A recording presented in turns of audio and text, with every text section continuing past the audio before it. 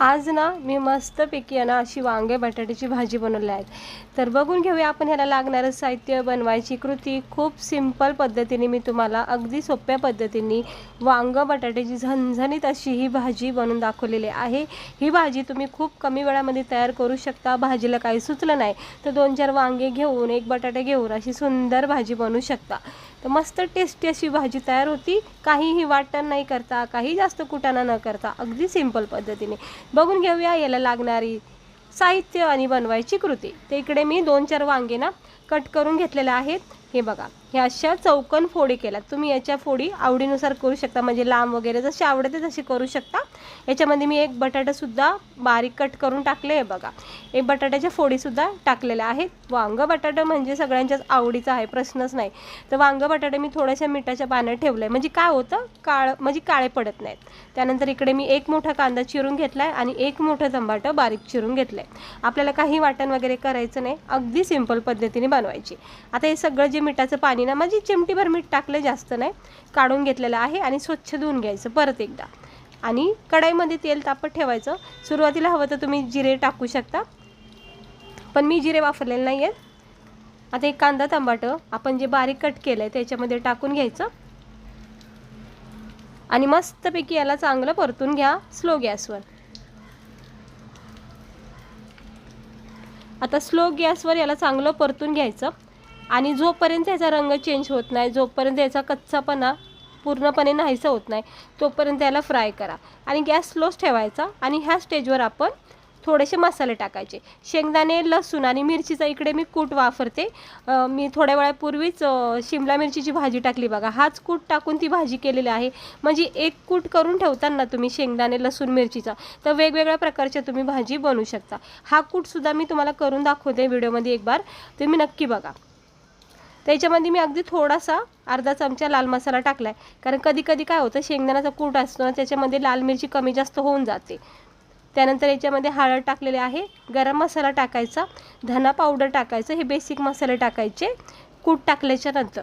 आणि चवीनुसार मीठ अगदी थोडं टाकायचं, कारण की काय होतं शेंगदाण्याचा जो कूट बनवते ना त्यामध्ये थोडंसं मीठ टाकलेलं असतं, त्यामुळे अगदी थोडं टाकायचं, नाही तर खारट होऊ शकतं। बस आता आपल्याला याला मिक्स करून घ्यायचं।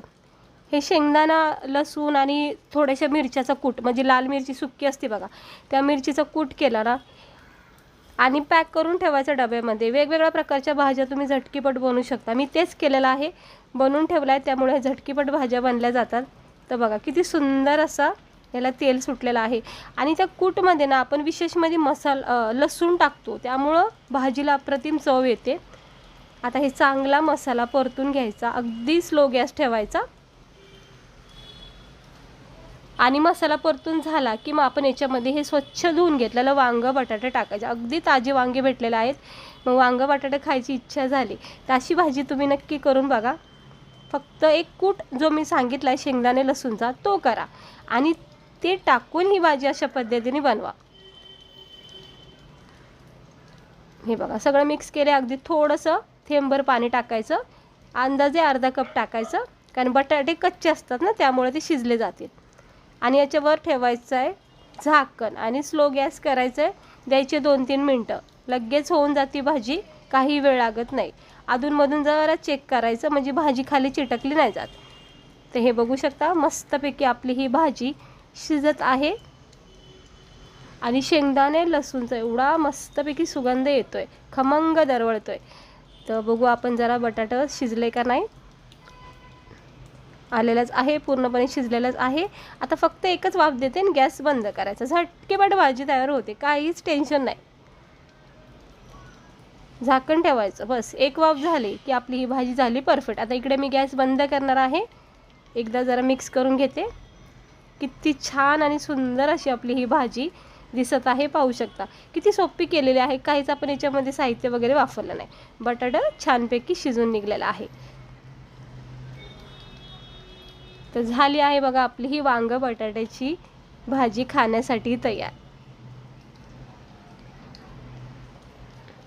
मी कोथिंबीर आणायचं विसरले, पण वरून तुम्ही कोथिंबीर टाकू शकता असं भाजी झाल्याच्या नंतर। तर ही भाजी तुम्ही पाहू शकता, याचा टेक्स्चर तुम्ही पाहू शकता, किती छान मसालेदार अशी झणझणीत भाजी तयार झाली, कारण तिखट कूट टाकलं आपण त्याच्यामुळं ना ही झणझणीत भाजी होती. तुम्ही थोडा कूट कमी पण टाकू शकता, हरकत नाही जर तिखट जास्त चालत नसेल तर. आणि आता आपली ही भाजी झाली आहे खाण्यासाठी गरमागरम वांगं बटाटा तयार. प्लेटमध्ये आपण ह्याला सर्व करून घेऊया. ज्वारीच्या भाकरी बनवा, गरमागरम राईस बनवा आणि त्याच्यासोबत तुम्ही ही वांगं बटाट्याची भाजी खाऊन बघा. अगदी तुम्हाला वाटेल गावाकडचं जेवण झालं आहे. कांद्याची पात घ्यायची, लोणचं घ्यायचं, पापड घ्यायचं आणि असं गावरान जेवण करायचं. रोज रोज आपल्याला मसाला वगैरे वाटायचा सुद्धा कंटाळा येतो.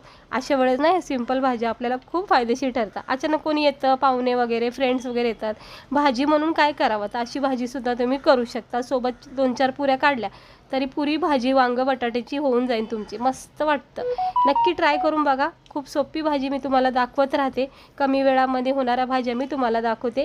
व्हिडिओ आवडला असेल तर लाईक करा, चॅनलला आपल्या सबस्क्राईबर करा असेच छान छान व्हिडिओ बघण्यासाठी.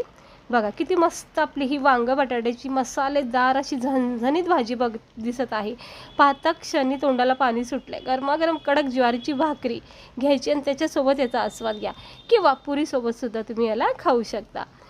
तर चला आता मी तर घेणार आहे खाऊन, तुम्ही पण या सगळे खायला नाशी नक्की ट्राय करून बघा. व्हिडिओ आवडला तर लाईक करा, चॅनलला सबस्क्राईबर करा. भेटते मी तुम्हाला लवकरच एका अशाच व्हिडिओसोबत. स्वस्त राहा, मस्त राहा आणि काळजी घ्या.